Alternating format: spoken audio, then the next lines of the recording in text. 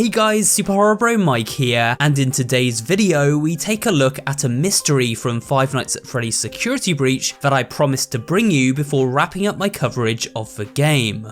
The mystery in question pertains to Bonnie, and more specifically, what happened to him. You see, during Gregory's adventure through the Pizzaplex, we encounter certain signs of Bonnie's presence in the game world. From various pieces of merchandise to an entire area of the building themed around everybody's favourite blue animatronic, Bonnie Bowl. This isn't too surprising, as from the very first Five Nights at Freddy's game onward, Bonnie has featured prominently as a main character beside his fellow animatronics, Chica, Foxy, and Freddy. So it seems odd that despite these Bonnie themed areas, a version of the animatronic in Security Breach is never found. Well, unless we count that classic Bonnie faceplate melded into the animatronic amalgamation living below the Pizzaplex, known as the Blob. So what happened to Bonnie, and why isn't he part of the glam rock animatronic band along with the other usual suspects?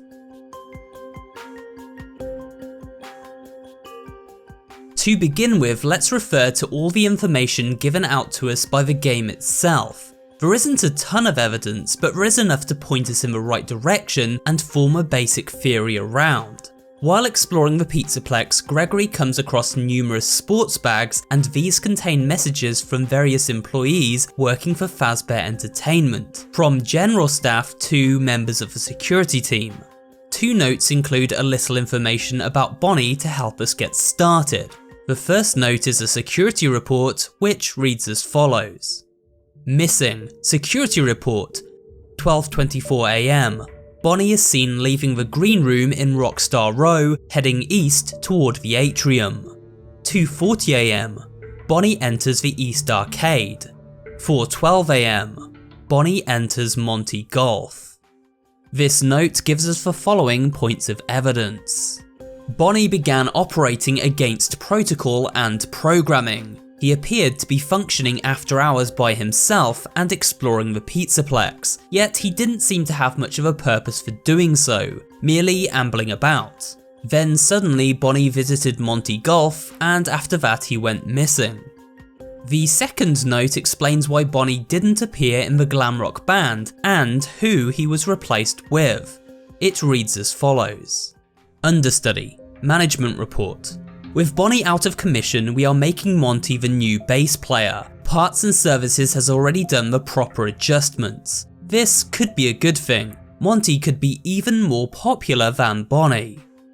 So Monty rose to fame after Bonnie was deemed out of commission. The term out of commission is interesting, as it suggests that when Bonnie was discovered, his animatronic shell was damaged to the point of being unsalvageable. Whatever happened to Bonnie, he ended up in a state where Fazbear Entertainment was no longer able to use him as a functional attraction. The final piece of evidence we have in regard to Bonnie's presence, or lack thereof, within Security Breach is found when entering the stage area of Bonnie Bowl with Freddy. While looking upon Bonnie's old stage, Freddy laments with the following line. I do not come up here anymore. I miss him. The line, I miss him, suggests that Bonnie has been gone for a while, long enough to be missed by his fellow animatronic. This is of course backed up by a distinct lack of Bonnie themed decor about the Pizzaplex. There are very few cutouts, posters or artworks dedicated to the Blue Bunny. In fact, the only place Bonnie shows up in any form of prominence is within the museum themed Rockstar Row area.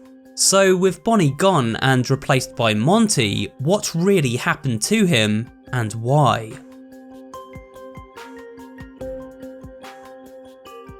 If we compile the evidence provided by Security Breach, we have the following key points to work with. Bonnie was moving about of his own accord, and one night wandered into Monty Golf where he vanished without a trace. This led to Monty replacing Bonnie as one of the four main mascots for Freddy Fazbear's Mega Pizzaplex. These events happened some time ago as Freddy misses his friend, and we see very few signs of Bonnie remaining around the building outside of his bowling area. To me, this clearly lines up with one timeline very nicely, and that timeline belongs to Vanny and William Afton. If you've watched my previous Security Breach theories and story explained videos, you'll be well aware of this timeline, but if you haven't, let's quickly recap events. During the story of video game within a video game FNAF Help Wanted, William Afton returned in the form of a twitchy computer virus named Glitchtrap. In this digital form, Afton was able to influence and corrupt the minds of beta testers, finding the most success with a tester called Vanessa. Once under his control, Glitchtrap imprisoned Vanessa and manipulated her into a brainwashed disciple known as Vanny, on the surface making it seem as though Vanessa had two distinct personalities. Afton then used Vanny to begin hacking Fazbear Entertainment's security protocols. Eventually, Vanessa landed a job as a security guard at the newly built Mega Pizzaplex, a prime location to restore Glitchtrap into the physical form of William Afton once more, as this new mall was built over the top of the old pizzeria Afton burned up in years earlier, meaning he was tied to this location and with enough remnant could be returned to the body of an animatronic he had a prior connection with and made immortal. But to carry out this diabolical master plan, the two required both remnant from children and power from various animatronics. We see this in action when Afton's resurrected Burntrap hacks Freddy during the game's secret ending. Stop him. What was that? Are you okay? He is trying to take control of me. I do not think I can fight it for long. What is that thing? We also notice how withered all the animatronics become over the course of the game, their bodies degrading and becoming rusty and cracked. This is all a result of the Glitchtrap virus that Vanny uploaded into Fazbear security systems, allowing for Afton to spread his malicious evil throughout the network, taking control and drawing as much power as he required in order to come back. In the secret Vanny recordings, we hear her therapist mention how the Glitchtrap virus entered Fazbear systems and took control, adapting to them at a remarkable rate. The techs have been struggling to fix some serious glitches with the robots. I'm not sure what exactly is wrong, except that it's making the robots more eerie than entertaining. Apparently, the glitch extended beyond the robots. It went system-wide. It began infecting all the machines. While the techs were trying to reprogram the system to remove the glitch, the source of the glitch shifted. What I understand is that the glitch stopped being a glitch and turned into an intentional set of subroutines that were aimed at creating the same thing the glitch created. So with all this evidence at hand, how does this relate to Bonnie? Well, we know how the story of Security Breach ends, with the Glitchtrap virus successfully infiltrating and taking hold of every aspect of the Megaplex, but we don't know exactly how it began. Though we do know from recordings, the spread of Glitchtrap through Fazbear systems was gradual. Well, the techs are convinced that you've hacked into their system many times. Although, I'll admit I don't see any proof here. Seems like they have more of a gut feeling than fact. But apparently, the hacks are causing all kinds of problems.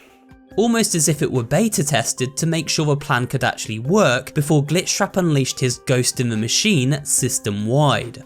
My theory is that with Vanny's help, Glitchtrap hacked a variety of different robots and subsystems before attacking the entirety of Fazbear's security software.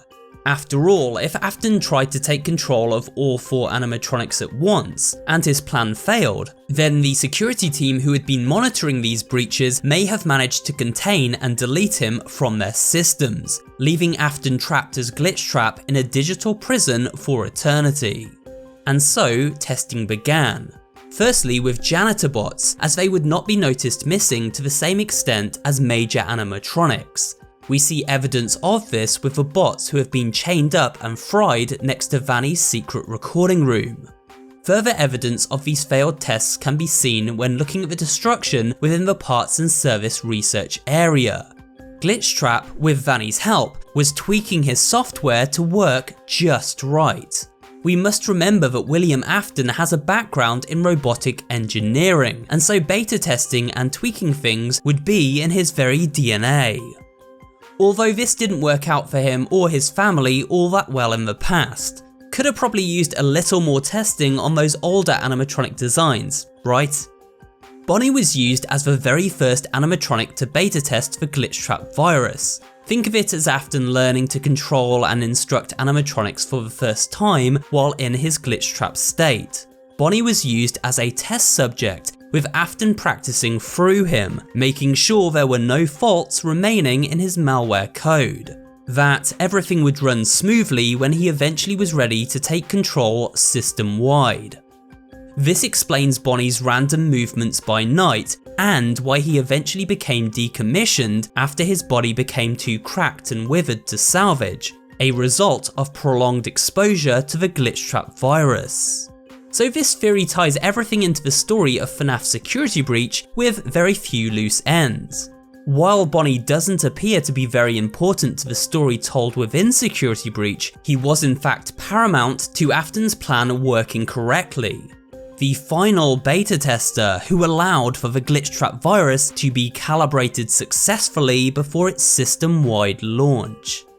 And with that, we have come to the end of today's video and this look at what happened to Bonnie within the story of FNAF Security Breach. I hope you found this video both entertaining and informative, and if you did, remember to leave a like, comment down below, and subscribe for more horror-related content. Thanks for watching, and I will see you on the next video.